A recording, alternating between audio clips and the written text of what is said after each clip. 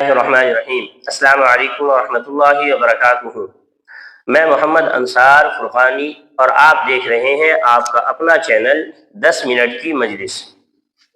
دوستو، رمضان المبارک کا بابرکت اور مقدس مہینہ چل رہا ہے۔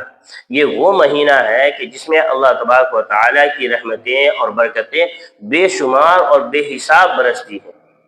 ہم سب اس مہینے میں اپنی حاجتیں، اپنی ضرورتیں اور اپنی مرادیں اللہ تبارک و تعالیٰ سے مانگتے ہیں۔ لیکن دوستو، کیا آپ جانتے ہیں کہ رمضان المبارک میں کچھ لمحات ایسے ہیں کہ جن میں دعائیں کبھی رد نہیں ہوتی؟ تو دوستو، آئیے آج کی اس ویڈیو میں ہم اور آپ جانیں قرآن و حدیث کی روشنی میں کہ وہ قیمتی لمحات کون سے ہیں، وہ قیمتی اوقات کون سے ہیں کہ جن میں دعائیں کبھی رد نہیں ہوتی، اور ان قیمتی لمحات میں اپنی حاجتیں، اپنی مرادیں اللہ تعالیٰ سے مانگیں۔ اگر آپ اپنی زندگی بدلنا چاہتے ہیں تو ان قیمتی اوقات کو ہرگز ضائع نہ کریں۔ آئیے آج کی اس ویڈیو کو شروع کرتے ہیں اور جانتے ہیں ان قیمتی لمحات کو۔ ویڈیو میں آخر تک ضرور بنے رہیں۔ دوستو، تو آئیے ان اوقات کو جانتے ہیں۔ سب سے پہلا وقت سحر اور تہجد کا وقت۔ سب سے پہلا اور اہم ترین وقت سحری کا وقت ہے، جسے وقت سحر یا تہجد کا وقت بھی کہا جاتا ہے۔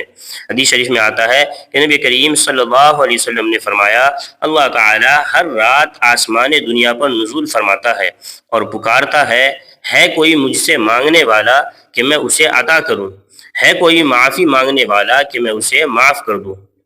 اس لیے دوستو، سحری کھاتے وقت صرف کھانے پر توجہ نہ دے، بلکہ کم از کم 5 سے 10 منٹ تنہائی میں اللہ سے اپنے گناہوں کی معافی مانگے اور اپنی ضرورتیں پیش کریں۔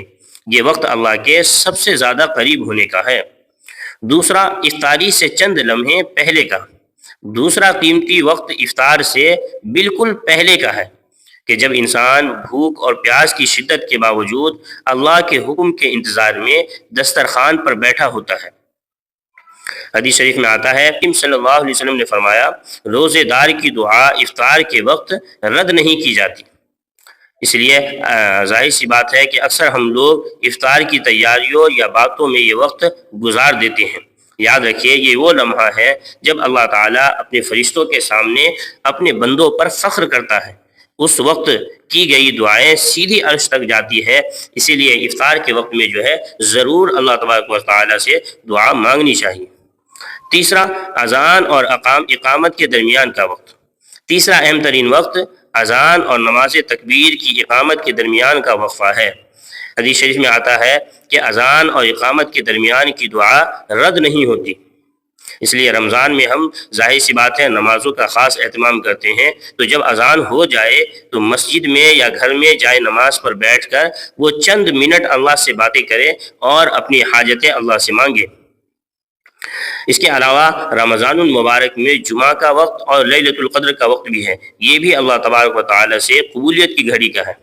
جمعے کے دن جمعے کی فضیلت کے بارے میں بھی آتا ہے۔ میں نے ویڈیو بھی ایک ڈال رکھی ہے جمعے کی فضیلت کے بارے میں، اس کی قبولیت کی گھڑی کے بارے میں۔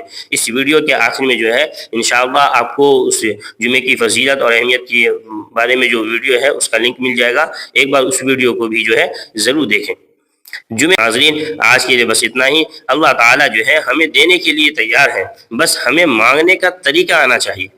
اس رمضان ان اوقات کی قدر کرے اور مجھے بھی اپنی دعاؤں میں ضرور یاد رکھے۔ اور آج کے لیے بس اتنا ہی۔ اگر آپ کو آج کی اس ویڈیو سے فائدہ ہوا ہو، آج کی اس ویڈیو سے آپ کو کچھ سیکھنے کو ملا ہو، تو اس ویڈیو کو لائک کریں، شیئر کریں اور دوسروں تک ضرور پہنچائے، تاکہ وہ بھی ان باتوں کو سن کر ان برکتوں سے فائدہ اٹھا سکے۔ انشاءاللہ آپ کو بھی اس کا ثواب ہوگا۔ اور آخر میں، اگر آپ کو ویڈیو پسند آئی تو چینل کو سبسکرائب کرنا نہ بھولے اور بیل آئیکن ضرور دبا لے، تاکہ ہر نئی ویڈیو سب سے پہلے آپ تک پہنچے۔ اپنا خیال رکھیں، اپنوں کا خیال رکھیں، اور اللہ حافظ۔ السلام علیکم۔